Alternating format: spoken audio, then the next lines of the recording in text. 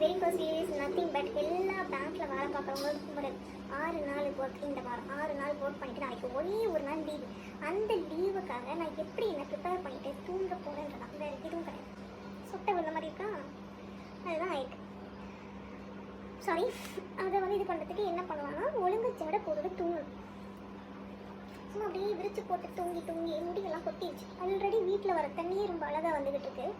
Means water is not good, hot water. So அதனாலே பாதி முடி கொட்டிடுச்சு. மீதி முடி வந்து ஒர்க் டென்ஷன் அதிலே கொட்டிடும், அது வேறு விஷயம். பட் அட்லீஸ்ட் கொஞ்சம் முடியை காப்பாற்றணுன்னா ஃபஸ்ட்டு செல்ஃப் கேரே ஹேர் தாங்க, வேறு ஒன்றும் கிடையாது. முன்னாடி சின்ன வயசுலலாம் எனக்கு இந்த இவ்வளோ முடி இருக்கலாம், இது ஒரு சைடு இருக்கும், இப்போ மொத்தமாகவே ஒன்று தான் இருக்குது. Okay, we tied up the hair.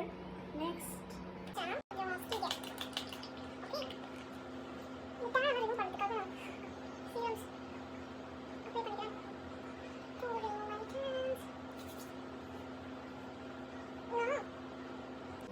But என்ன ஒரு கெட்ட பழக்கம் என்கிட்ட அந்த கன்சிஸ்டண்டாக பண்ணவே மாட்டேன்.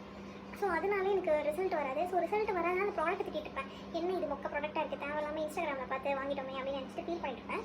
ஸோ இந்த டைம் வந்து நான் பாஸ்ட் 1 வீக்லேருந்து ஒரு கன்சிஸ்டண்டாக ஸ்கின் கேர் வந்து ட்ரை பண்ணிட்டுருக்கேன். So to remove all my tans and dark circles எல்லாமே.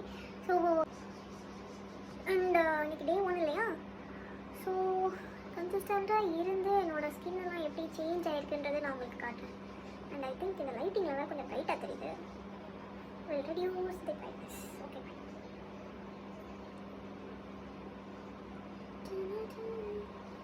Okay. அவ்வளோதான், self care, skin and hair care முடிஞ்சிச்சு. போய் தூங்கலாம். நாளைக்கு லீவுன்றனால நம்ம உட்காந்து படமோ இல்லை எதுவுமே நம்ம பார்க்க போகிறதில்ல. Because we are going to take complete rest today.